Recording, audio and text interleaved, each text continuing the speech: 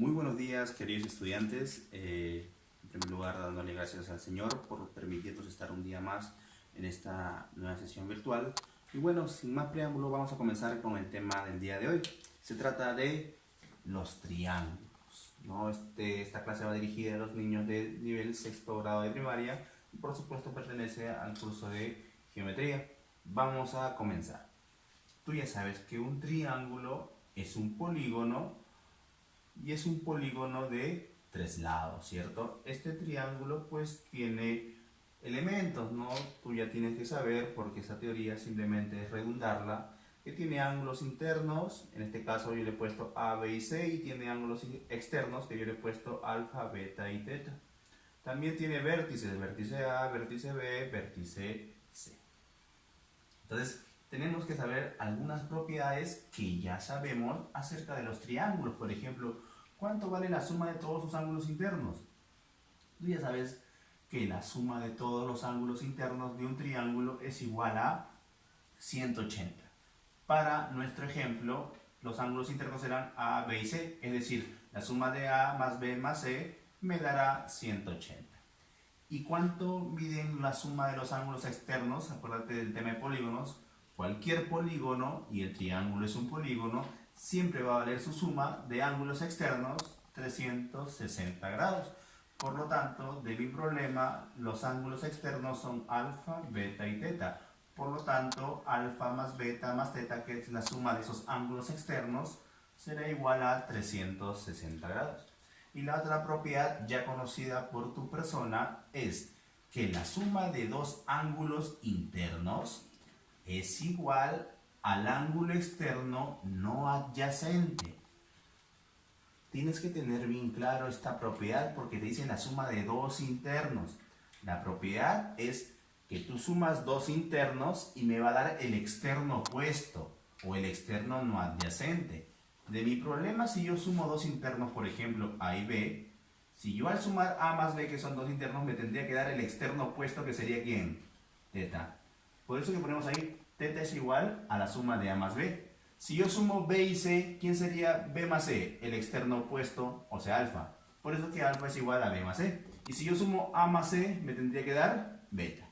¿Ves? Esta es la propiedad. Dos internos me da el externo opuesto. Los triángulos se clasifican también, por supuesto, según sus lados y según sus ángulos. Según sus lados, cuando un triángulo tiene los tres lados iguales, tú ya sabes que ese triángulo se va a llamar equilátero. Si ese triangulillo tiene dos ángulos iguales, ese triángulo se llamará isósceles. Y si el triángulo no tiene ningún lado igual, ese triángulo se va a llamar escaleno. Ahora vamos a clasificar ya no por sus lados, sino por sus ángulos.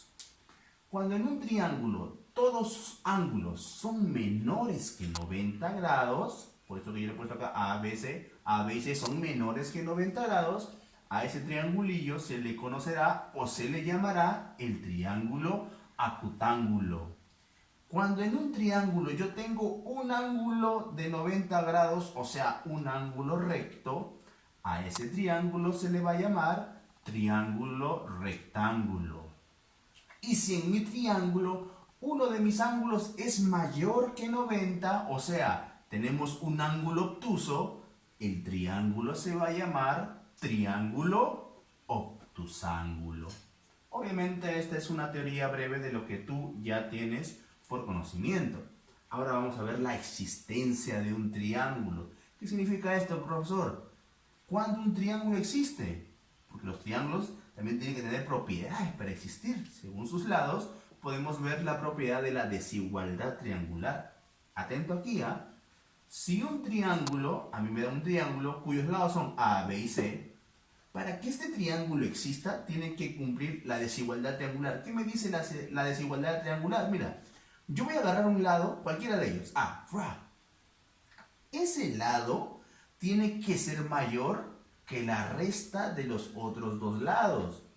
Pero a su vez tiene que ser menor que la suma de los mismos lados. O sea, A tiene que ser mayor que B menos C, pero también menor que B más C. Lo mismo si agarramos B, será mayor bien que la resta de los dos, de A menos C. y a su vez menor que la suma, A más C. Y si agarramos C, C tendrá que ser mayor que la resta de los otros dos, A menos B, y a su vez C tendrá que ser mayor que la suma de ellos mismos, A más B. Tranquilo, si no lo has entendido, lo vas a entender con los ejercicios de Gris. ¿Qué nos dice el amigo Hall? El amigo Hall siempre tiene datos muy interesantes para tu ampliación de tu conocimiento. Observa acá, mira, si existen ángulos iguales, existen lados iguales y viceversa. Por eso quiere decir el amigo Hall. Mira, es muy fácil, mira. Si en un triángulo, imaginemos que te dan el amigo triángulo isósceles. El triángulo isósceles sabe que tienen dos lados iguales. El amigo Hall dice, si hay dos lados iguales, necesariamente tiene que haber también dos ángulos iguales. ¿Y dónde los ubico? Ah, es la oposición a esos lados. Mira, a este lado se le pone este ángulo.